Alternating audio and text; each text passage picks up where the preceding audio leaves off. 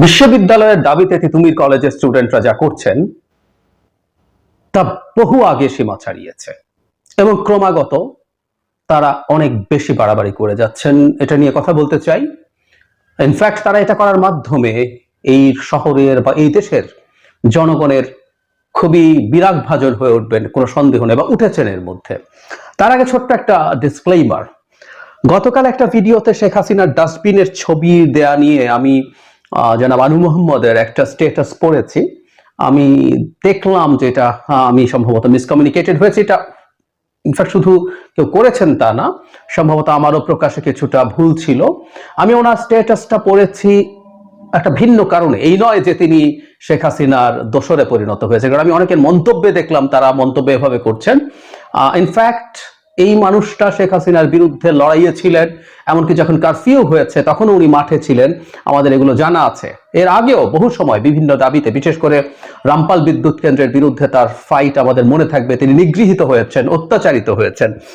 আমি কোনোভাবে সেটা মিন করতে যাইনি, কিন্তু আমি ওনার স্ট্যাটাসটা পড়েছি এই কারণে, আসলে আমাদের গণতান্ত্রিক স্বাধীনতা কতটুকু থাকতে পারে সেই প্রসঙ্গে আসলে ওটা পড়েছিলাম। এবং এটাও আমি মানি যে তার নিজেরও যেই ডাস্টবিনের ছবি দেওয়ার বিরুদ্ধে কথা উনি বলতেই পারেন, এটাও তার গণতান্ত্রিক অধিকার। কিন্তু আমি যেটা বলতে চেয়েছি যে খুবই প্র্যাকটিসড গণতান্ত্রিক চর্চাগুলো আমাদের একসেপ্ট করে নিতে হবে, ভালো না থাকলেও। আমি এই জিনিসটা একটু ক্লিয়ার করে রাখলাম, কারণ আমি দেখেছি আমার ভিউয়ার অনেকেই মিসকমিউনিকেটেড হয়েছেন, মন্তব্য দেখে মনে হলো।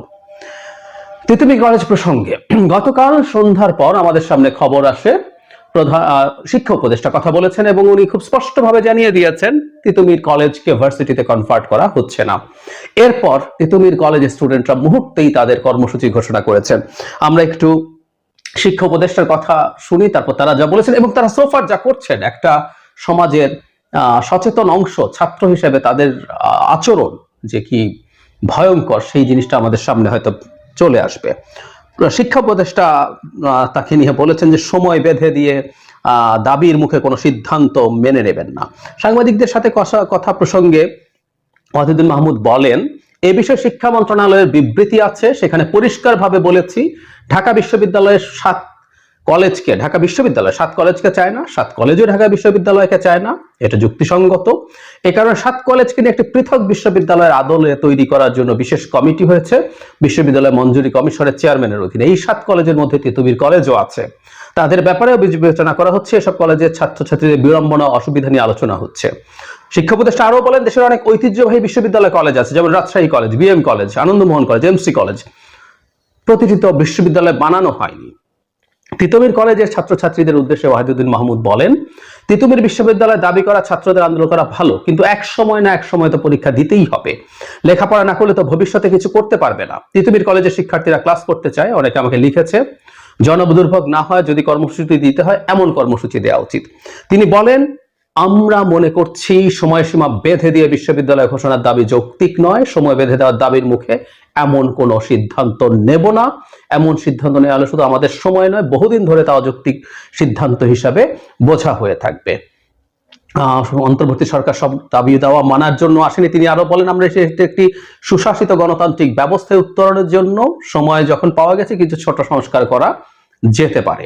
এখানে একটা খুব ইন্টারেস্টিং ব্যাপার আছে, সরকারের মধ্যেও আবার কোন সরকার কিভাবে কাজ করছে সেটা। শিক্ষা মন্ত্রণালয়ের বিবৃতিতে তিতুমির কলেজ সম্পর্কে বিশেষ বিবেচনা করা হচ্ছে বলে উল্লেখ করা হয়েছে। তখন শিক্ষা উপদেষ্টা বলেন, আমি কোনো বিশেষ বিবেচনা করিনি, আমার লেখায় ছিল না। আমি যা লিখেছি সচিব আরো কিছু সম্পাদনা করেছেন, তারা করতে পারেন, বোধহয় ডিপ্লোম্যাসি, আমি জানি না। মানে উপদেষ্টা বলছেন আর একজন সচিব সেখানে আবার কাটাকুটি করে লিখছেন। উপদেষ্টা স্পষ্টভাবে জানিয়ে ভালো করেছেন, কারণ এই তথাকথিত সচিবরা নানা রকম সংকট তৈরি করছেন এই সরকারের মধ্যে। আমরা আরেকটা প্রমাণ পেলাম। এখানে পরিকল্পনা মন্ত্রণালয়ের টাস্কফোর্সের উদ্ধৃতি দিয়ে বলেন, যেখানে সরকারি খাতের বিশ্ববিদ্যালয়ের সংখ্যা কমানোর সুপারিশ করা হয়েছে। সরকারি খাতে 55টা আছে, গত 7 বছরে অর্থনৈতিক বিষয়ে এত দ্রুত বিষয় করে বাংলাদেশ করেছে ঢাকা ভার্সিটি, মানে ওনার ভার্সিটি কমানোর কথা বলছেন। ইনফ্যাক্ট এই কথাটা আমিও গত সরকার যখন প্রতিটা জেলায় বিশ্ববিদ্যালয় করা হচ্ছে, আমরা অনেকবার আলোচনা করেছি, এগুলোর ইনফ্রাস্ট্রাকচার ডেভেলপমেন্ট আছে, লুটপাটের সম্পর্ক আছে, এসব করে করে তারা এসব নানান জায়গায় প্রচুর প্রকল্পে বিশ্ববিদ্যালয় করেছেন এবং এগুলোর বিরোধিতা করেছি। এটা নিয়ে অনেকের খারাপ লেগেছে। ধরে ধরে সবাইকে বিএমএ পাস দেওয়ানো, গ্রাজুয়েট মাস্টার্স বানানো একেবারে অর্থহীন। এবং আরেকটা কলেজ এখন ভার্সিটি করতে চাইছে, আমি সেই জায়গায় আসবো। তাৎক্ষণিকভাবে এটা প্রত্যাখ্যান করেছে তিতুমির কলেজ। তারা বলেছেন তাদের সংগঠন ফেসবুক পেজ থেকে, তারা বলছেন এখন মানে এখনই ব্যারিকেড। এটা গতকাল সন্ধ্যায় তারা বলছেন। দাবি আদায়ের এক পথ, সবাই তাহবান্দে আসুন। দাবি আদায়ের এক পথ, রাজপথ রাজপথ। সবাই আমতলী মুভ করেন, সড়ক ও রেল অবরোধ হবে। কাল নয়, আজই ব্যারিকেড হবে। এখন মানে এখনই, সবাই দ্রুত চলে আসুন। শিক্ষা উপদেষ্টার বক্তব্য প্রত্যাখ্যান করা একজন শিক্ষার্থী বলেন, সরকারের খামখেয়ালি আমাদের রাজপথে নামতে বাধ্য করেছে। আমাদের আন্দোলনের ফলে সৃষ্টি হওয়া জনদুর্ভোগের জন্য আপনারা দায়ী। আচ্ছা, প্রাথমিকভাবে একটা কথা একটু আমরা এভাবে বলি, সেটা হলো একটা বিশ্ববিদ্যালয় কলেজ, তো এটা একটা পুরনো কলেজ, বড় কলেজ, বিভিন্ন বিষয়ে সচেতন স্টুডেন্টরা এখানে পড়ে বলে আমরা বিশ্বাস করি। মানে তারা মনে করছেন গায়ের জোরে এভাবে চাপ দিয়ে একটা ইউনিভার্সিটি বানিয়ে নেওয়া যাবে, এটা তারা মনে করছেন। এবং উপদেষ্টা যেভাবে বলেছেন, দেশের বিভিন্ন জায়গায় ঐতিহ্যবাহী বড় বড় কলেজ আছে, ঢাকায়ও আছে, ঢাকা কলেজ, এই যে 7 কলেজের একটা ইডেন কলেজ, পুরনো, অনেক বড়, অনেক স্টুডেন্টস আছে। মানে এখন প্রত্যেককে ভার্সিটি চাইতে হবে এবং সবগুলো কলেজকেও ভার্সিটি করে দিতে হবে। বা তারা মনে করছেন সবাইকে বাদ দিয়ে তারা যদি যথেষ্ট পরিমাণ জনদুর্ভোগ তৈরি করতে পারেন, তাহলে একটা সময় সরকার চাপের মুখে এই দাবিটা মেনে নেবে। মানে একটা দাবি কেউ করছেন, সেটা কতটুকু ন্যায্য, কতটুকু নৈতিক, এই বোধ এই সমাজে বাস করা স্টুডেন্টদের মধ্যে অনেকেরই নেই। আমরা খেয়াল করব, তারা যখন 7 কলেজ একসাথে আন্দোলন করছিলেন, ঢাকা ইউনিভার্সিটির অধীনে থাকা নিয়ে তাদের যে সংকট, সবার সমর্থন পেয়েছে। আমি নিজেও তাদের সমর্থনে কথা বলেছি একাধিকবার, অনেকে বলেছেন। কিন্তু তারা এখন যা করছেন এটা বাড়াবাড়ি, ভয়ঙ্কর রকম বাড়াবাড়ি। এবং এরকম পরিস্থিতিতে আসলে প্রশ্ন আসে, কাদেরকে দিয়ে উৎসাহিত হয়ে বা কাদের উস্কানিতে বা কাদের পরিকল্পনায় তারা আসলে মাঠে এগুলো করছেন, এই প্রশ্নগুলো আসতে হবে। এবং আমি মনে করি আমাদের শিক্ষা উপদেষ্টা খুবই রাইটলি বলেছেন, চাপের মুখে এরকম কোনো অন্যায় দাবি আসলে মেনে নেওয়া যাবে না। এই কথাগুলো আসলে সরকার যদি আরো আগে থেকে বলতো এবং সেটা মেন করত এবং সেটা কার্যকর করার জন্য যদি প্রয়োজনে বল প্রয়োগ করত, তাহলে সেটা হতে পারত, এই পরিস্থিতি আর তৈরি হতো না।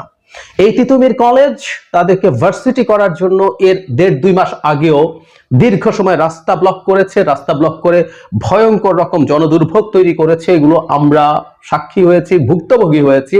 গত 2-3 দিন থেকে তারা একই কাজ করছেন। তারা এখন আবার ঘোষণা দিচ্ছেন এবং দাবি করছেন তাদের দাবি যেহেতু মানা হয়নি, তাই এই জনদুর্ভোগের জন্য সরকার দায়ী। মানে তাদেরকে ভার্সিটির ঘোষণা দিলে তারা এখান থেকে সরে যাবেন এবং তাতেই এই সমস্যার সমাধান হবে, তাতে সরকারকে আর দায়ী করা যাবে না। এই হচ্ছে তাদের কথা। তাহলে আমাদের টেক অ্যাওয়ে এগুলো হচ্ছে, একটু আগেই যেটা বললাম, যে আমরা এমন একটা সমাজে এখন বাস করি যেখানে একটা স্টুডেন্ট যিনি ভবিষ্যতে দেশের বিভিন্ন গুরুত্বপূর্ণ জায়গায় কাজ করবেন, তার মধ্যে ন্যায্যতার বোধ নেই। তিনি এমন একটা দাবি করেন যেটা অন্যায্য এবং উনি মনে করেন বল প্রয়োগের মাধ্যমে, ঠ্যাক দেওয়ার মাধ্যমে, মানে আমি তোমার যদি আমার দাবি না মানো, আমি তাহলে সব বন্ধ করে দিয়ে আমার দাবি মানতে বাধ্য করব, এই বোধ তাদের নাই। নাম্বার 2 হচ্ছে কিঞ্চিত আসলে সরকার দায়ী এই অর্থে আমি মনে করি সরকার নিজের দুর্বলতা ক্রমাগত প্রকাশ করেছিল বহু ক্ষেত্রে। যেসব ক্ষেত্রে আসলে সরকারের তেমন কোনো ঝুঁকিও ছিল না, সরকার সেই জিনিসগুলো সঠিকভাবে প্রশাসনিকভাবে ম্যানেজ করতে পারেনি, ট্যাকল করতে পারেনি। সরকার যে বল প্রয়োগের ক্ষমতা আছে এবং সরকার সেই বল প্রয়োগের মাধ্যমে, বল প্রয়োগ আমি রিপিট করি, বল প্রয়োগ মানে এই না আপনি ধরেই গুলি করবেন, কাঁদনে গ্যাস মারবেন, পেটাবেন না। বল প্রয়োগ মানে হচ্ছে, আমরা বিভিন্ন দেশের পুলিশকে দেখি, তাদের হাতে ঢাল থাকে, তারা ধাক্কা দেয়, তারা মনে হয় যে প্রথমে গিয়ে তাদেরকে নানান রকম ভাবে বলে এবং চাপ তৈরি করে ছেড়ে যাওয়ার জন্য।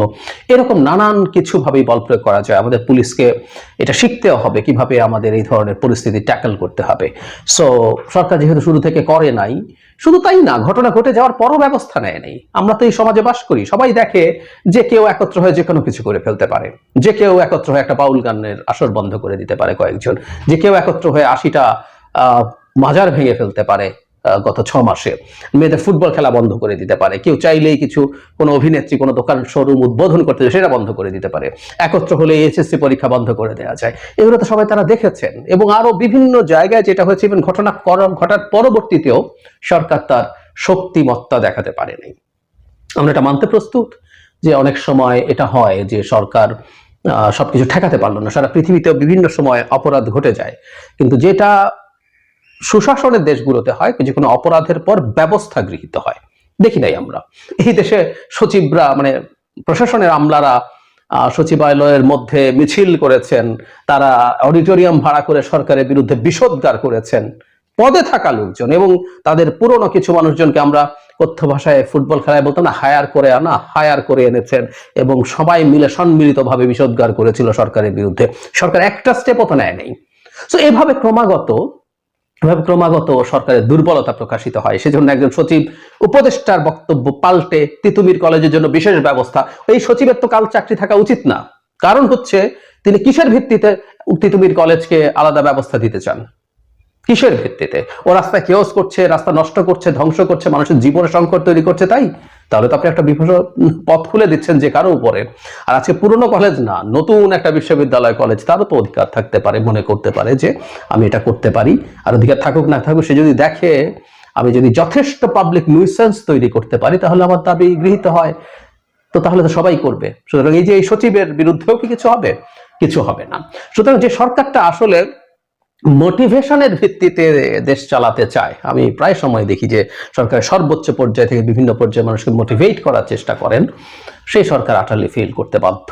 এবং সরকার যদি মনে করে যে নিষ্ক্রিয় থেকে থেকে সবকিছু একটা সময় ডাই ডাউন হবে, নট নেসেসারিলি, বেশিরভাগ ক্ষেত্রে মেনে নিচ্ছেন এবং এটা ডাই ডাউন হয় না, এটা বাড়তে থাকে, ক্রমাগত বাড়তে থাকে, এবং সমস্যার সমাধান না হয় সমস্যা আরো বিভিন্ন সেক্টরে ছড়িয়ে যাবে।